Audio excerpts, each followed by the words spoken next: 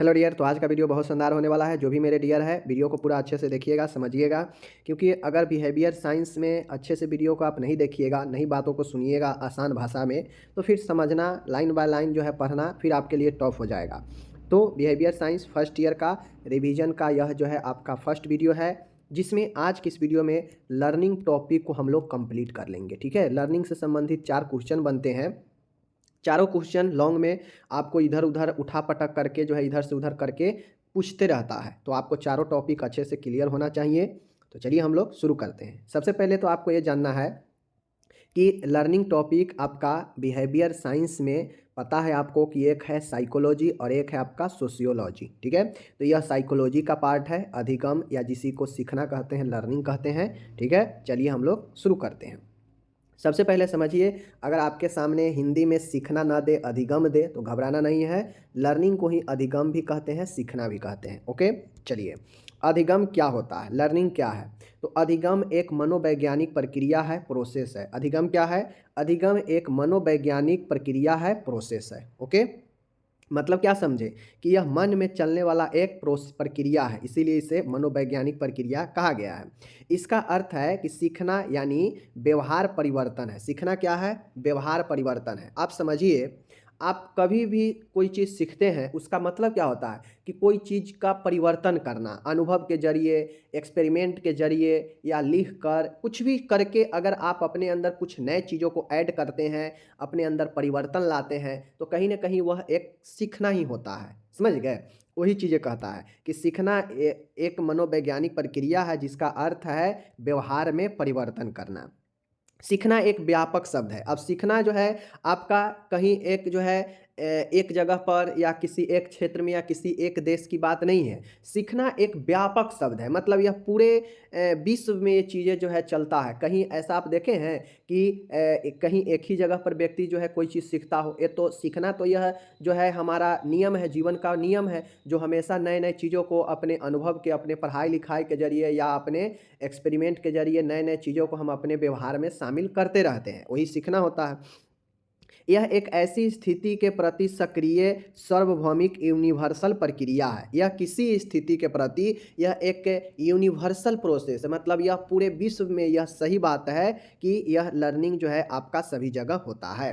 व्यक्ति जन्म से ही सीखना प्रारंभ करता है, बिल्कुल है। बच्चा जन्म लेता है तो देखते होइएगा पहले जो है वह बोलना सीखता है, माँ दा दा ऐसे करके, पा ऐसे करके वह धीरे धीरे आगे सीखना चलता है। फिर उसके बाद लुढ़कना शुरू करता है, फिर अपने को जो है वो क्या होता है बैठना शुरू करेगा किसी के सहारे, फिर जो है बिना सपोर्ट के बैठता है, फिर उठने का प्रयास करता है। तो ये सब क्या है? यह एक सीखते रहता है निरंतर, यह जो है उसके जीवन में परिवर्तन आते रहता है उसके सीखने से, और धीरे धीरे वह जो है उठ कर चल पाता है। फिर जब उसको दिमाग आता है तो फिर सोचने की प्रक्रिया शुरू कर देता है। मतलब सीखना एक जीवन प्रयत्न चलता है, यानी यह जो है जन्म से प्रारंभ होता है और मृत्यु प्रयत्न कुछ न कुछ व्यक्ति सीखते रहता है। व्यक्ति मृत्यु तक जाता है ना, जब मृत्यु के समय आ जाता है वहाँ तक व्यक्ति जो है चाहे कोई नई बात सीखे, कोई नए चीज़ों को बनाने को सीखे या कुछ भी सीखे, लेकिन कुछ न कुछ वह मृत्यु तक जो है ये चीज़ें चलते रहता है।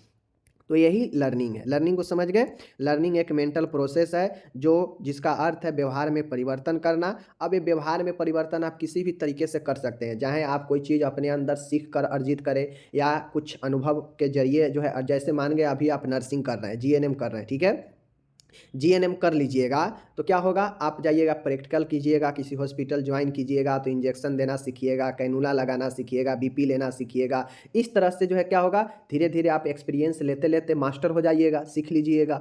तो ये क्या हो गया, यह सीख कर आप अपने अनुभव में परिवर्तन लाए हैं। मतलब पहले जो आप फ्रेशर थे, अब आपके अंदर परिवर्तन ये आ गया कि अब जो है एक नर्स की एबिलिटी हो गया है काम करने का आपके अंदर। तो ये कहीं ना कहीं परिवर्तन चलते रहता है, वही हमारा सीखना होता है। समझ गए? आगे चलिए। अब ये तो हो गया अर्थ, समझ गए कि सीखना क्या होता है। परिभाषा, डिफिनीशन। डिफिनीशन कहने का अर्थ है परिभाषा जो है क्रो के अनुसार। अब अलग अलग साइकोलॉजिस्ट हुए जिन्होंने अपने अपने हिसाब से जो है क्या किया, डिफिनीशन को उन्होंने बताया, अपने अपने हिसाब से बताया। जैसे एक साइकोलॉजिस्ट जो है जिन्होंने नाम है क्रो एंड क्रो। क्रो और क्रो के अनुसार जो है सीखना जो है आदत, ज्ञान और अभिवृत्तियों का अर्जन है। बिल्कुल सही बात है। क्रो ने कहा कि भाई सीखना या अधिगम जो है हैबिट में, नॉलेज में, एटीट्यूड मतलब अभिवृत्ति का अर्जन होता है। जो व्यक्ति अपने आदत का किसी से सीखता है, अर्जित करता है, ज्ञान किसी से लेता है या फिर उसके अंदर कोई ऐसे एटीट्यूड आता है, यह सब जो है उसके सीखने का ही देन होता है। समझ गए? चाय देख लीजिए, चार्ल्स ई स्किनर के अनुसार व्यवहार में उत्तरोत्तर अनुकूल की प्रक्रिया ही अधिगम या सीखना है। यानी व्यवहार में जो है निरंतर जो है हम जो है कोई चीज़ परिवर्तन लाते रहते हैं, वही हमारा सीखना होता है। गेट्स के अनुसार या अन्य के अनुसार अनुभव एवं प्रशिक्षण द्वारा व्यवहार में परिवर्तन लाना ही सीखना या अधिगम है। गेट्स का बड़ी आसान है। गेट्स व अन्य के अनुसार अनुभव और प्रशिक्षण दोनों के द्वारा व्यवहार में परिवर्तन लाना ही सीखना या अधिगम कहलाता है। तो ये चीज़ों को क्लियर हो गया कि व्यवहार क्या है। चलिए, तो इसमें से गेट्स और गेट्स के अनुसार या क्रो एंड क्रो के अनुसार कोई भी याद कर लीजिएगा, चलेगा। यहाँ पे इंग्लिश है, इंग्लिश इसको चीज़ों को देख लीजिएगा, ठीक है। सीखने की अलग अलग विशेषता है, तो हम सीखते हैं तो आखिर उसका सीखने में क्या विशेषता, क्या जो है इसका कैरेक्टरिस्ट है सीखने का, हम क्यों सीखते हैं, सीखने के पीछे का क्या रीजन होता है, क्या विशेषता है। तो चलिए, नहीं सीखिएगा तो मतलब अगर हम कोई चीज़ को नहीं सीखेंगे मतलब क्या हो गए, बेकार हो गए, इस दुनिया में आना ही बेकार है। अगर आप अपने नए नए चीज़ों को अपने अंदर समाहित नहीं करते हैं। देखिए, सीखना का अर्थ क्या है कि कोई नए चीज़ों का अर्जन करना अपने व्यवहार में, समझ गए, वही सीखना हो जाता है। अधिगम लर्निंग, लर्निंग की निम्नलिखित विशेषता या प्रकृति है। अब कौन कौन से विशेषता है, तो लर्निंग जो है यह जीवन प्रयत्न चलते रहता है। पहला यही है कि लर्निंग इज लाइफ लॉन्ग, मतलब यह लंबे समय तक जीवन प्रयत्न चलता है। जैसे अभी ऊपर बताए हैं कि बच्चा जन्म लेता है और मृत्यु तक जो है, बुढ़ापा तक जो है व्यक्ति सीखते रहता है, यानी यह संपूर्ण जीवन चलता रहता है, यानी सीखना जीवन प्रयत्न चलता है। ओके, आगे है सीखना सार्वभौमिक है, मतलब सीखना ऐसा नहीं है कि सिर्फ हमारे इंडिया के लोग ही तेजस्वी होते हैं और यहाँ के लोग ही सिर्फ सीखते हैं, ऐसा बात तो है नहीं। सभी देश में जो है यह चीज़ें होता है, कुछ ना कुछ अपने अंदर सब व्यक्ति जो है सीख कर हासिल करके अपना काम आगे बढ़ाता है, आईएएस आईपीएस बनता है, डॉक्टर इंजीनियर बनता है, तो कहीं ना कहीं सीख कर ही ये सब चीज़ें बना जाता है ना। तो इसीलिए सीखना एक सार्वभौमिक सत्य है, ट्रूथ है कि लर्निंग इज यूनिवर्सल होता है, यह संसार में सभी जगह मौजूद होता है। ओके, सीखना अनुकूल होता है। अब सीखना अनुकूल कैसे होता है, तो सीखने के लिए कोई स्पेसिफिक न जगह होता है, न सीखने के लिए हमें कुछ चीज़ें का ज़्यादा होना ज़रूरी है, समझ गए ना, न सीखने के लिए हमें वातावरण का अनुकूल होना ज़रूरी है। सीखने के लिए हम कहीं भी किसी भी कंडीशन में हम सीख सकते हैं, चाहे वो चीज़ें गलत हो या सही हो, लेकिन सीखना का मतलब सीखना होता है कि अपने अंदर कुछ नए चीज़ों को लेकर आप परिवर्तन आता है आपके अंदर, तो ही सीखना होता है, ठीक है। तो सीखना जो है अनुकूल होता है। लर्निंग इज एडेप्टेशन, मतलब जो है सीखना जो है आप किसी भी तौर तरीके से, ये कोई नहीं इसको जो है मतलब होता है, आप कहीं भी कभी भी किसी भी कंडीशन में सीख सकते हैं। ओके, सीखना अनुभवों का संगठन है। अब सीखना क्या है, अब बताइए, एक व्यक्ति संपूर्ण जीवन में न जाने क्या क्या चीज़ें, क्या क्या बातें जो है एक दूसरे से सीखता है, समझता है, अनुभव करता है, समझ गए। संपूर्ण जीवन में कितना जो है बातें आता है जाता है, कितना नए नए चीज़ें दिमाग में आता है, तो ये सब सीखने का ही एक क्या होता है, मार्ग होता है, व्यवहार में परिवर्तन। और सीखना अनुभव का एक संगठन कैसे होता है, तो सीखना अनुभवों का संगठन इसलिए होता है क्योंकि हम बहुत सारे अनुभवों को जो है अपने अंदर समाहित किए रहते हैं सीखने के द्वारा। हमारे अंदर जो भी अनुभव आ गया, मतलब हम सीख गए कोई चीज़ को अनुभव के जरिए या पढ़कर लिख कर, कुछ भी चीज़ें कहीं ना कहीं वह एक एक्सपीरियंस के तौर पर ही हमारे व्यवहार को परिवर्तन करता है, समझ गए। तो उस कंडीशन में यह एक ऑर्गेनाइजेशन के रूप में हो जाता है, क्योंकि यहाँ पे एक चीज़ें तो हम सीखते नहीं हैं पूरे जीवन में, न जाने कितना चीज़ को हम लोग सीखे रहते हैं, तो वह सब एक संगठन के रूप में जो है मौजूद होता है, एक्सपीरियंस, समझ गए।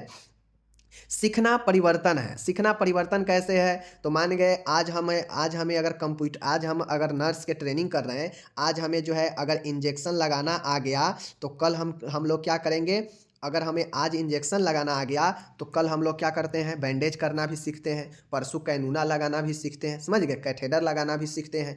तो सीखना एक लर्निंग जो है, लर्निंग इज चेंज, मतलब सीखना एक परिवर्तन है। हम सीख कर जो है अपने व्यवहारों में, अपने आदतों में परिवर्तन ला सकते हैं, समझ गए। नए नए, जैसे कोई अगर गंदा आदत डाला हुआ है, गंदा चीज़ें है अगर किसी के अंदर, तो लोग कहता है कि तुम अपने गंदे आदत को बदलो, मतलब तुम अच्छी आदत को सीखो, गंदे के जगह पर तुम अच्छे चीज़ों को ऑब्जर्व ऑब्जर्व करो, अच्छे चीज़ों को अनुभव में लो, सीखो, और यह जो है उसके गंदे चीज़ों को परिवर्तित करता है। तो सीखना एक परिवर्तन भी है। ओके। छठा है, सीखना उद्देश्यपूर्ण होता है, लर्निंग इज पर्पजफुल। यह व्यक्ति किसी उद्देश्य से प्रेरित होकर ही किसी कार्य को सीखता है। उद्देश्य जितना प्रबल होगा, सीखने की प्रक्रिया भी उतनी तीव्र होगी। सीखना एक उद्देश्यपूर्ण है। जैसे मान गए हम नर्सिंग के कोर्स कर रहे हैं, तो हमारा उद्देश्य क्या है कि नर्सिंग के कोर्स करके बढ़िया से हम नर्सिंग के काम को सीख लेंगे, और जो हमें आगे काम देगा नौकरी में करने में, ठीक है ना। क्योंकि प्राइवेट में आप अगर जाइएगा या सरकारी में जॉब लगेगा आपको, तो जब जॉब लगेगी आपको तो क्या होगा, वहाँ पे जॉब लगेंगे जब तक, तब तक आपको काम भी करना पड़ेगा नर्स का। तो जब आपको काम नहीं आएगा तो फिर आप कोई काम के नहीं रहिएगा, आपको इधर से उधर भगाया जाएगा। तो सीखना एक उद्देश्यपूर्ण होता है, हम किसी न किसी उद्देश्य के पर्पज से हम जो है चीज़ों को सीखते हैं, और वह हमें आगे क्या करता है, काम करता है आगे चल के, ठीक है। सीखना वातावरण की उपज है। सीखना एक वातावरण की उपज भी होता है, समझ गए। व्यक्ति जिस वातावरण में रहता है उसी के अनुसार वह सीखता है। जैसे कोई अगर गंदे एरिया में रह रहा है जहाँ पे वातावरण बिल्कुल ठीक नहीं है, गाला गलौज मारपीट हमेशा होता हो, तो उसी प्रकार के व्यक्ति का व्यवहार भी होता है उसी प्रकार से, चूँकि वह अपने वातावरण का उपज है। सीखना एक वातावरण की उपज है, क्योंकि वह जैसा वातावरण में ढलेगा व्यक्ति, वैसा ही उसका जो है व्यवहार और आदत बनेगा। तो व्यवहार और आदत जो है सीखने से ही मिलता है व्यक्ति को। तो learning is product of environment, यानी सीखना वातावरण का ही उपज है। इसके अतिरिक्त भी आपके लर्निंग का बहुत सारे जो है विशेषता है। तो एक बार रिपीट मैं कर देता हूं ऊपर से, ठीक है, देख लीजिए, रिपीट कर देते हैं। सीखना का विशेषता या सीखना का आपसे प्रकृति पूछे तो सीधे सीधे बताना है, सीखना जीवन प्रयत्न चलता है, मतलब संपूर्ण जीवन चलते रहता है। सीखना का ये विशेषता है कि यह सभी जगह पूरे संसार में मौजूद होता है, सभी स्थान पर, ठीक है। सीखना अनुकूल होता है, मतलब सीखने के लिए कोई हमें विशेष चीज़ों को जरूरी नहीं होता है, हम जब चाहें अपने अनुकूल जो है चीज़ों को सीख सकते हैं, ठीक है। चौथा है, सीखना अनुभवों का संगठन है, मतलब हम छोटे छोटे चीज़ों को, एक एक चीज़ों को सीख कर हम अपने अंदर जो है एक संगठन के रूप में जो है बना लेते हैं हम अपने अनुभवों को। तो सीखना एक अनुभव का संगठन है। पाँचवा है, सीखना परिवर्तन है, मतलब हम अपने अंदर सीख कर जो है चेंजेज लाते हैं अपने व्यवहार में, अपने आदत में, अपने दिनचर्या में। तो सीखना एक परिवर्तन है जिसमें नए नए चीज़ों को लाते रहते हैं। सीखना उद्देश्यपूर्ण होता है, उद्देश्यपूर्ण है क्योंकि हम सीखते हैं तो हमें एक उद्देश्य होता है कि हम इस उद्देश्य से जो है ये चीज़ सीख रहे हैं। तो सीखना एक उद्देश्यपूर्ण होता है। सातवां है, सीखना वातावरण की उपज है, मतलब कि हम जैसे वातावरण में रहेंगे वैसे ही वातावरण से हम जो है उस चीज़ को ऑब्जर्व करेंगे, सीखेंगे। तो कहीं ना कहीं यह एक वातावरण का उपज भी होता है। ओके। तो ये 7 पॉइंट तो आपको 100% याद रखना ही है। अगर आपसे सीखना का विशेषता अगर पूछा तो आपको ये पॉइंट बताना पड़ेगा विथ डिटेल में। अगर आपको याद रहे तो और सारा चीज़ देख लीजिए, इसके अतिरिक्त और सारे विशेषता है। जैसे सीखना खोज करना है, मतलब हम किसी चीज़ को सीख कर हम उसे डिस्कवर भी कर सकते हैं, खोज भी सकते हैं। जैसे हमें साइंटिस्ट बनना है तो हम जब तक सीखेंगे नहीं तब तक हम रिसर्च कैसे करेंगे, खोज कैसे करेंगे। तो पहले जो है हमें खोज करने के लिए पहले स्टडी करना पड़ता है, पहले सीखना पड़ेगा, तभी जाके आप उसमें डिटेल में खोज कर पाएंगे। तो सीखना एक खोज करना भी होता है। सीखना विवेकपूर्ण एवं सृजनशील होता है। सीखना जो है, सीखना का विशेषता है कि यह आपको विवेकपूर्ण बनाएगा, यह आपके क्रिएटिव बनाएगा, सृजनशील बनाएगा, ठीक है।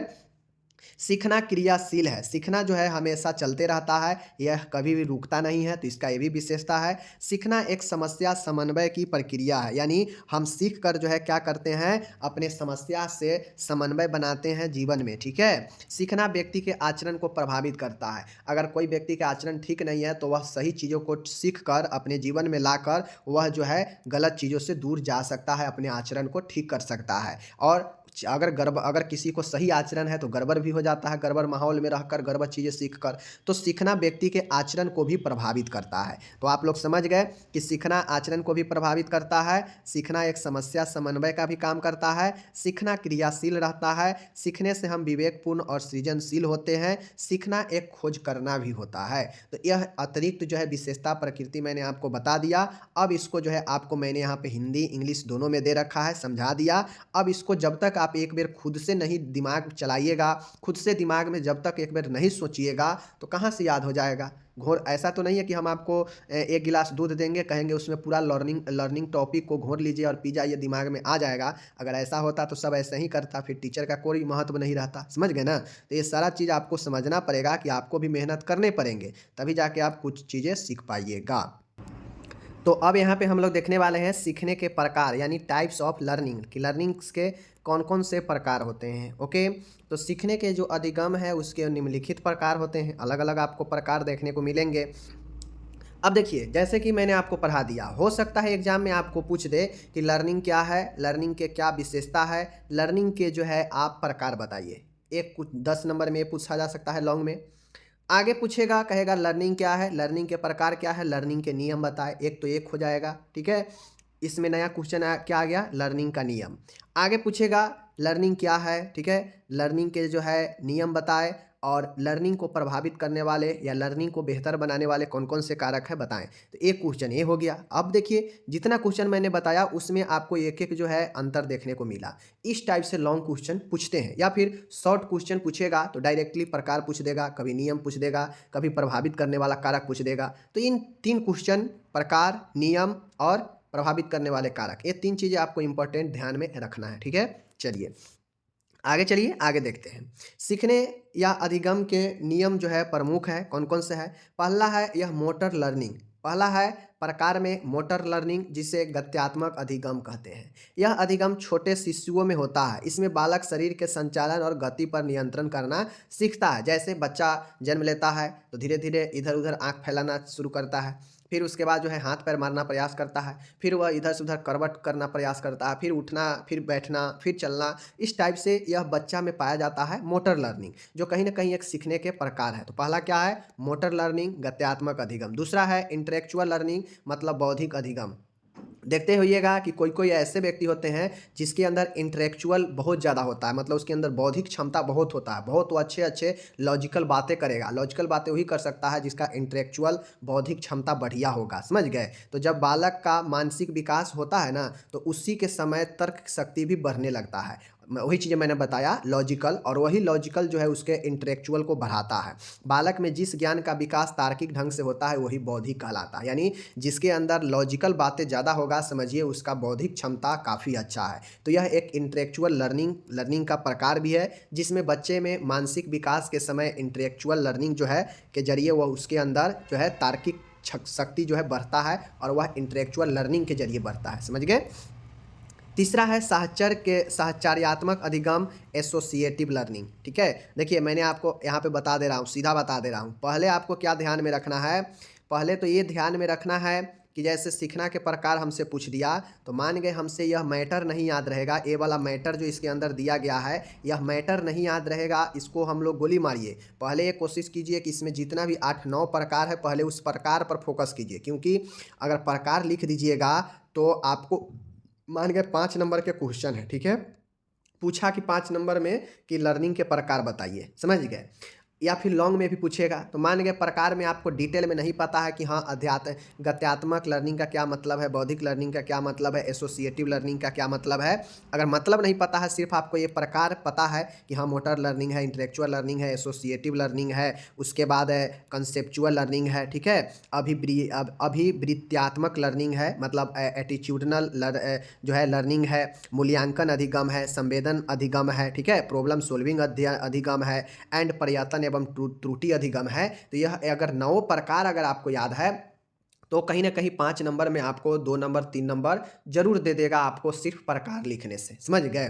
तो ये ऐसे अगर आप याद रखिएगा तो बढ़िया रहेगा। समझ गए? क्योंकि आप जब लॉन्ग क्वेश्चन लिखिएगा ना, तो परिभाषा के लिए 2 नंबर देगा, ठीक है, उसके बाद अगर प्रकार है तो 4 नंबर देगा, और प्रभावित करने वाला कारक है तो 4 नंबर। टोटल कितना हो गया तीनों के लिए? 10 नंबर। अब प्रकार में आकर आपको डिटेल में नहीं पता है, सिर्फ 9 प्रकार लिख देते हैं, तो 4 में तो 2 दे देगा, 100% दे देगा। समझ गए? 2 परिभाषा के लिए तो 4 हो जाएगा, इसमें अगर मिल जाएगा 3 तो 7 हो जाएगा। तो यानी कहीं ना कहीं जो है आपको न से हाँ करने के लिए इस टाइप के अगर कोई प्रश्न है जिसमें 8-9 पॉइंट है, तो पहले उसको पॉइंट को ध्यान में रखिए, तब जाके आपका जो है कल्याण हो जाएगा। और अगर बेहतर करना चाहते हैं तो कंप्लीट आप याद कीजिए, कंप्लीट ध्यान दीजिए, ठीक है, तो जाके आप बेहतर कर पाएंगे। ओके, आगे देखिए।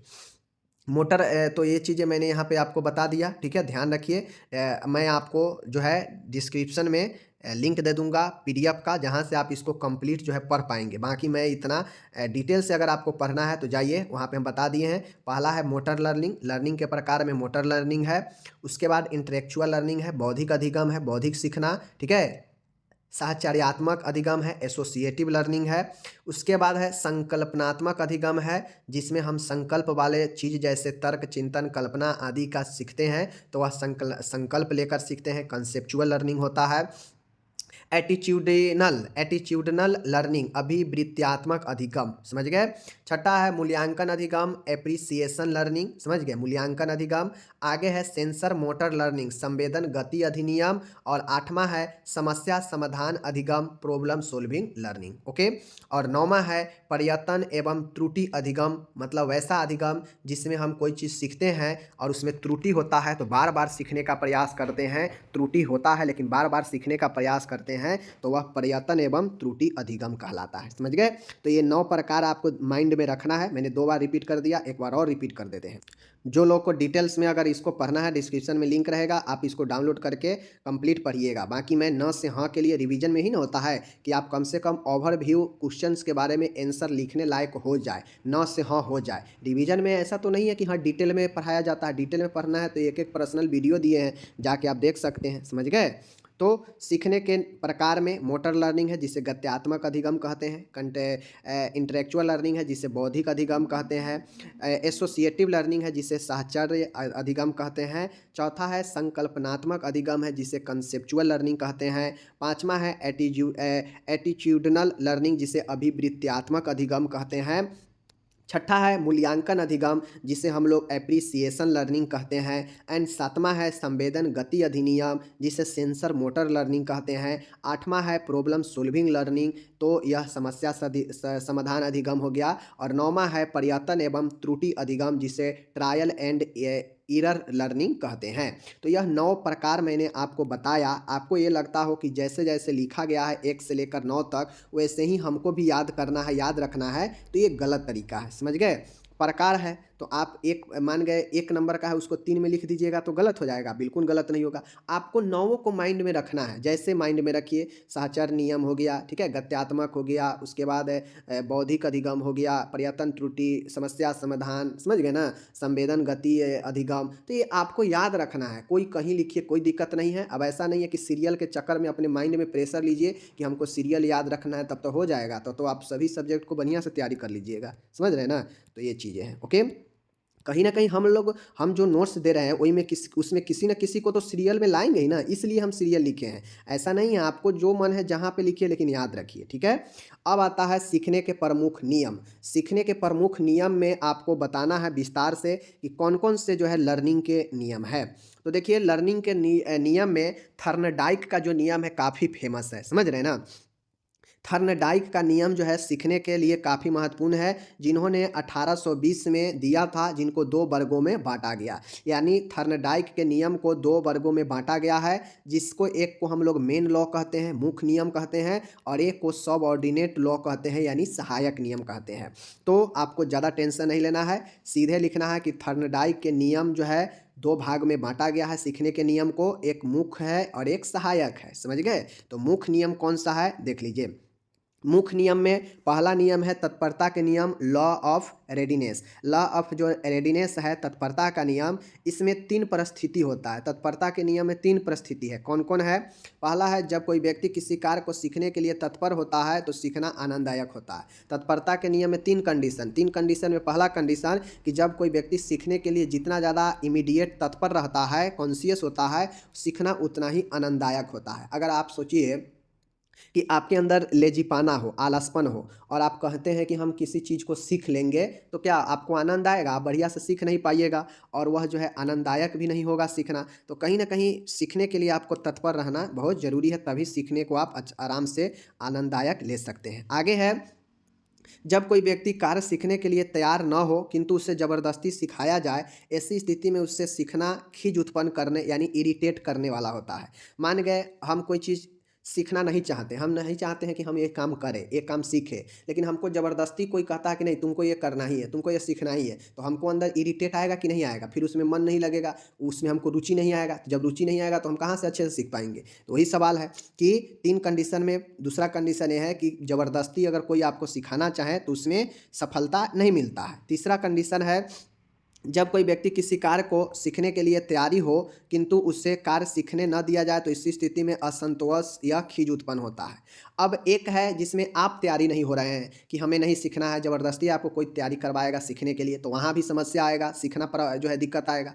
एक होता है जहाँ पे आप तैयार है लेकिन सामने वाला आपको डिस्टर्ब कर रहा है सीखने में, तो दोनों कंडीशन में जो है आपको इरिटेट लगेगा, डिस्टर्ब आप होइएगा। तो ये तीनों कंडीशन जो है आप तत्परता के नियम में याद रखिएगा। समझ गए? चलिए, थर्नडाइक ने स्पष्ट किया कि जब तक मनुष्य सीखने के लिए तत्पर नहीं होता है यानी तैयार नहीं होता है, तब तक न तो वे स्वयं सीख सकता है और न कोई दूसरा उन्हें सिखा सकता है। अतः आवश्यक है कि विद्यार्थी को सीखने के लिए अगर तत्पर किया जाए, तत्परता का ध्यान केंद्रित में सहायता करती है। तो थर्नडाइक ने यही कहा कि व्यक्ति चाहे वह खुद से तैयार हो जाए या फिर उसका मन नहीं है तो छोड़ दे, ना सीखे। तो इन सारे चीज़ों में जो है तत्परता बहुत ज़रूरी होता है। तत्परता को आप ऐसे लीजिए कि सीखने के लिए अपने मन को राज़ी करना। ठीक है, समझ गए? चलिए, तो तत्परता का नियम समाप्त। दूसरा नियम है लॉ ऑफ एक्सरसाइज, अभ्यास का नियम। अभ्यास का नियम होता है थर्नडाइक का, यह जो है दूसरा नियम है लॉ ऑफ एक्सरसाइज। ठीक है, इस नियम के अनुसार किसी क्रिया को बार बार करने अथवा दोहराने से याद हो जाती है और छोड़ देने पर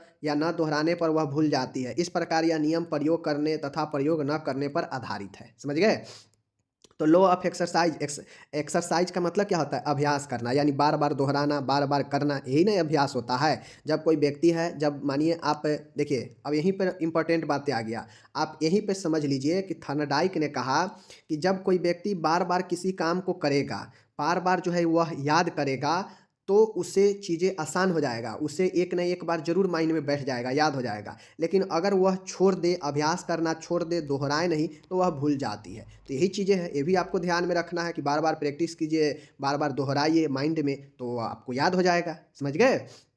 इस प्रकार यह नियम प्रयोग व प्रयोग न करने पर आधारित है। अगर बार बार एक्सरसाइज करते हैं तो वह प्रयोग कहाएगा, अगर नहीं एक्सरसाइज करते हैं, छोड़ देते हैं, तो प्रयोग न करने पर हो जाएगा आधारित। इसलिए इसे थर्नडाइक ने उपयोग व अनुपयोग के नियम भी कहा। इसलिए थर्नडाइक ने कहा कि जब आप उपयोग करते हैं, एक्सरसाइज बार बार करते हैं, तो वह उपयोग होगा, और जब किसी चीज़ को छोड़ दीजिएगा, नहीं याद कीजिएगा, दोहराइएगा, तो वह अनुपयोग हो जाएगा। और यही जो है थर्नडाइक के उपयोग और अनुपयोग नियम पर आधारित है। समझ गए? तो ये हो गया अभ्यास का नियम। ठीक है, तीसरा है प्रभाव का नियम। प्रभाव, law of effect. Law of effect कहने का मतलब है कि थर्नडाइक का यह नियम सीखने और अध्यापन का आधारभूत नियम है। यानी यह जो है थर्नडाइक का तीसरा जो नियम है, लॉ ऑफ इफेक्ट, प्रभाव का नियम, यह नियम सीखने और अध्यापन यानी पढ़ाने के लिए आधारभूत नियम है, सबसे बेसिक नियम है।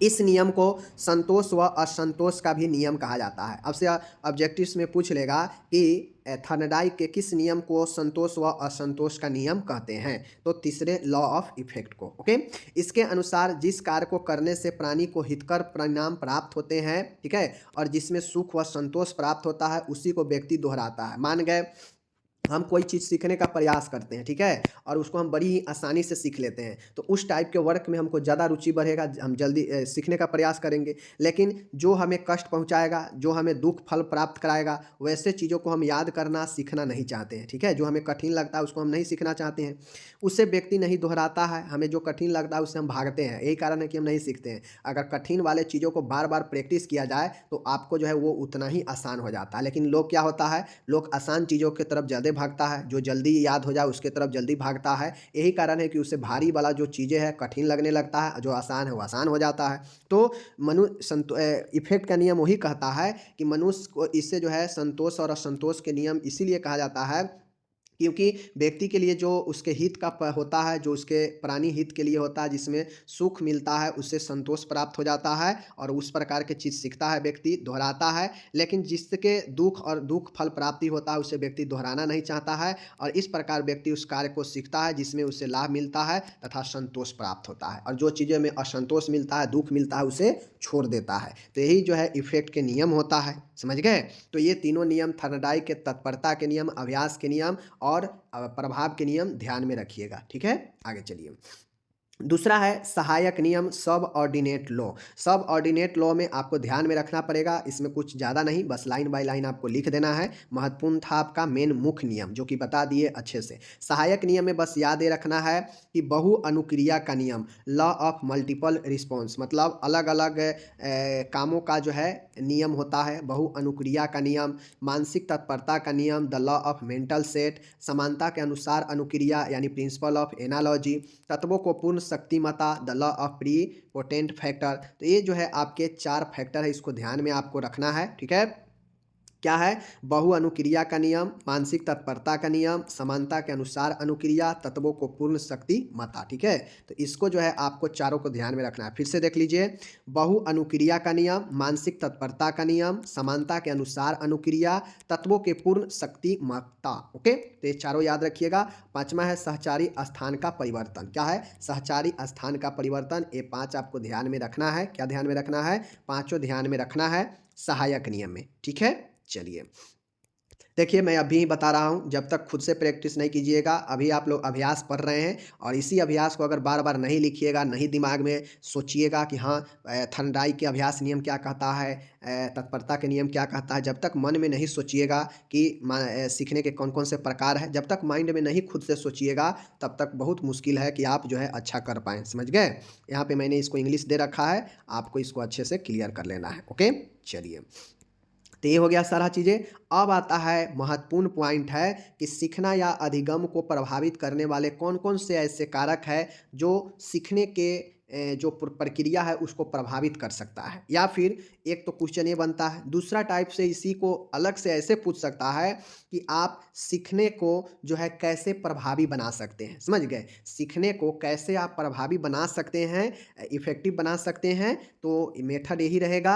या तो दूसरा क्वेश्चन ये होगा कि कौन कौन से कारक है जो हमारे सीखने के प्रोसेस को प्रभावित कर सकता है। समझ गए? तो एक आपसे पॉजिटिव तौर पर पूछेगा कि कैसे जो है प्रभावी बना सकते हैं सीखने को, और एक निगेटिव तौर पे ऐसे पूछेगा कि कौन कौन से ऐसे कारक है जो हमारे सीखने को प्रभावित कर सकता है। तो दोनों का सेम पॉइंट सेम होगा, बस आपको ये ध्यान में रखना है कि हमसे प्रभावी बनाने के लिए पूछा है या प्रभावित करने वाला कारक पूछा है।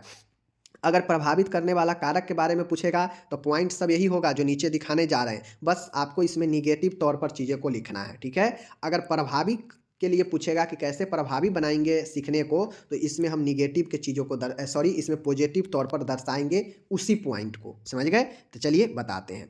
सीखने को प्रभावित करने अथवा प्रभावी बनाने के लिए निम्नलिखित कारक उत्तरदायित्व होते हैं। जैसे पहला है उचित वातावरण। अब उचित वातावरण कहने का मतलब है कि मान के कोई बच्चा अगर कोई बच्चा है स्कूल में जाता है पढ़ने, तो स्कूल में उसको क्या होता है, उस प्रकार के उसको वातावरण मिलता है जहाँ पे वो चीज़ों को आसानी से अपने व्यवहार को, बोली वचन, कम्युनिकेशन, बात करना क्लास में, ठीक है ना, पढ़ाई, ये सब को सीखता है, उसको उस प्रकार से इन्वायरमेंट वातावरण मिलता है। अगर वही वातावरण वह घर पर आकर अगर उसको मिले, जिसको बहुत सारे फैमिली में मिलता भी है कि जिस प्रकार से स्कूल में वातावरण है उसी प्रकार से बातचीत जो है उसको घर पर भी किया जाता है इंग्लिश में, तो वो बच्चा क्या होता है, कहीं ना कहीं उसका जो इन्वायरमेंट है ज़्यादा समस्या क्रिएट नहीं करता है, जिसके कारण उसका जो सीखना लेवल जो होता है आगे और अच्छा बढ़ते जाता है।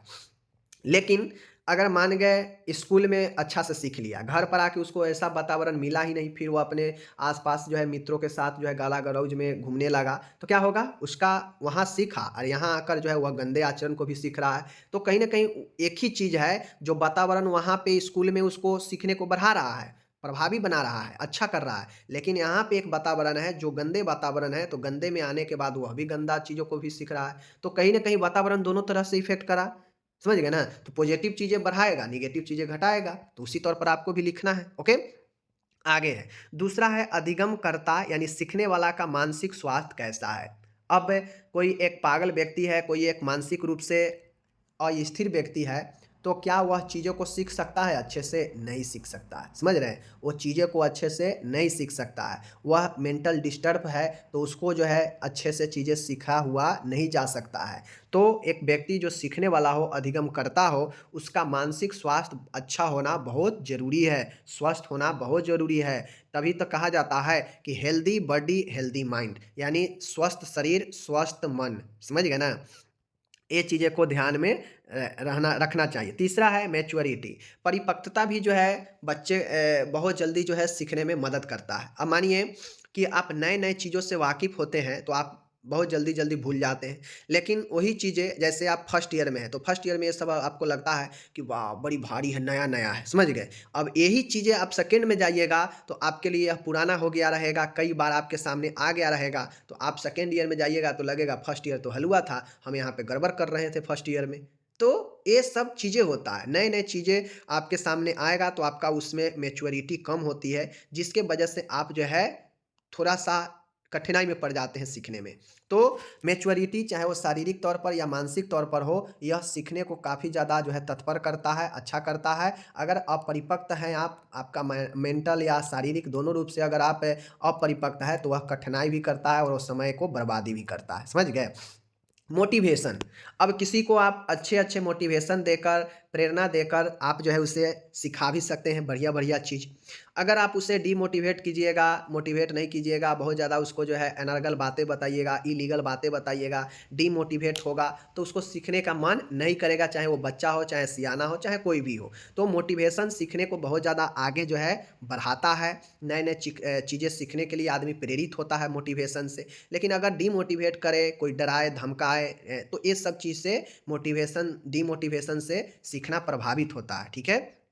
5वां है सीखने का समय व थकान। सीखने का समय व थकान का मतलब है कि जब कोई एक बंदा है कॉलेज में, ट्यूशन में या एक बच्चा है जो स्कूल में पढ़ता है, तो जब वो फ्रेश माइंड से स्टार्टिंग में जाता है, तो वह बड़ी दिलचस्पी के साथ जो है कुछ घंटा तक पढ़ता है, बैठता है, सीखता है अच्छे से। लेकिन जैसे-जैसे समय ढलने लगता है, समय स्कूल हो, कॉलेज हो या काम हो, जैसे काम में ही जाते हैं, तो नया-नया 1-2 घंटा जब शुरू के शिफ्ट होता है मॉर्निंग का, तो काम बड़ी तरोताज़गी से एकदम चुस्ती से आदमी करता है। लेकिन जैसे-जैसे समय बीतने लगता है, लेज़ीपना आने लगता है, ठीक है? उसी प्रकार से सीखने में भी होता है। स्कूल में बच्चा जाएगा तो शुरू के कुछ घंटे बहुत काफ़ी अच्छे से सीखता है, काफ़ी अच्छे मन से पढ़ेगा, धीरे-धीरे सुस्त होने लगता है। तो सीखने का समय वह जो थकान जो है व्यक्ति को प्रभावित करता है और प्रभावी भी बनाता है। प्रभावी कौन बनाएगा? तो शुरू के समय, स्टार्टिंग के समय प्रभावी बनाएगा, सीखने को बढ़ाएगा, जबकि ज़्यादा समय होने से, ज़्यादा समय बैठने से जो है प्रभावित करता है। ओके? इच्छा शक्ति, विल पावर। अब इच्छा शक्ति आपके सीखने को जो है बढ़ाएगा भी, घटाएगा भी। प्रभावी कैसे बनाएगा सीखने को? तो इच्छा शक्ति जिसका जितना प्रबल मजबूत होता है, वह उतने ही अच्छे से, उतने ही देर तक सीख सकता है चीज़ों को। जिसका इच्छा शक्ति गिरा हुआ होगा, कमज़ोर होगा, तो वह चीज़ें को उतना ही निग्लेक्ट करेगा, उतना ही जो है रुचि नहीं रखेगा सीखने में, ठीक है? तो ये इच्छा शक्ति भी प्रभावित करता है, प्रभावी बनाता है। 7वां है अध्यापक की भूमिका। सीखने में अगर कोई स्टूडेंट है, तो उसके सीखने में टीचर का रोल बहुत ज़्यादा बढ़ जाता है। आप लोग अक्सर देखते होइएगा कि टीचर बहुत फ्रैंकली होते हैं, बहुत जो है हँसमुख तौर पर आपको पढ़ाएँगे, एंटरटेनमेंट करके पढ़ाएँगे। तो ऐसा क्यों होता है? क्योंकि अध्यापक का आपका भूमिका बहुत बड़ा रोल निभाता है सीखने में, कि आपका अध्यापक किस तौर पर जो है अपने स्टूडेंट को सिखा रहा है। अगर बोरियत तौर पर सिर्फ़ भाषण ही भाषण देगा, तो फिर कोई फ़ायदा नहीं होगा, फिर वो अभी पढ़ेगा, घर पर जाएगा, भूल जाएगा। तो ऐसे में अध्यापक का भूमिका एक छात्र के लिए सीखने से लेकर उसके संपूर्ण जीवन में काफ़ी प्रभावित होता है, समझ गए? 8वां और आखिरी है इंटेलिजेंस एंड हेरिडेटरी, बुद्धि और वंशानुक्रम।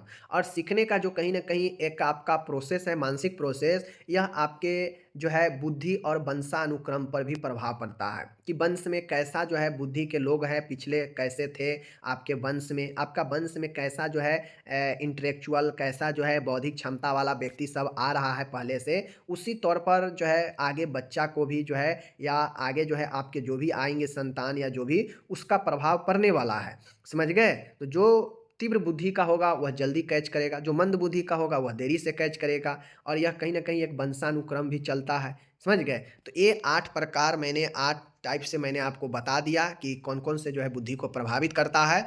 यहाँ पे आपको मैंने लर्निंग कंप्लीट कर दिया, अब आपको एक बार मैं रिपीट कर देता हूँ, ताकि इसको आप लोग फिर से सुन सकें, ओके? चलिए देखिए यहाँ पे, पहला है उचित वातावरण, ठीक है? दूसरा है अधिगमकर्ता का शारीरिक व मानसिक स्वास्थ्य कैसा है? परिपक्वता, मैच्योरिटी बताता है। मोटिवेशन, ठीक है? सीखने का समय व थकान, ठीक है, कैसा है? इच्छा शक्ति कैसा है? 7वां है अध्यापक की भूमिका क्या है आपके ज़िंदगी में? और बुद्धि और वंशानुक्रम, यह भी जो है आपके लर्निंग को डायरेक्टली इनडायरेक्टली प्रभावित करता है या प्रभावी बनाता है। समझ गए। जिसका अगर बुद्धि उच्च होगा, तीव्र होगा, तो वो जल्दी कैच करेगा, बातें को जल्दी सीखेगा। समझ गए ना। तो ये टाइप होता है, समझ गए।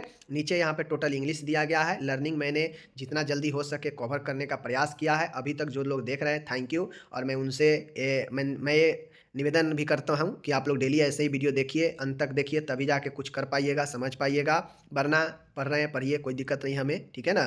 चलिए मिलते हैं अगले वीडियो में, अपना ख्याल रखिएगा। उम्मीद कम ही लगता है कि अभी तक कोई लोग जो है जुड़े होंगे, क्योंकि हम जानते हैं कि बहुत लोग जो है भाषण सुन के ही चले गए होंगे, ठीक है। बाकी कोई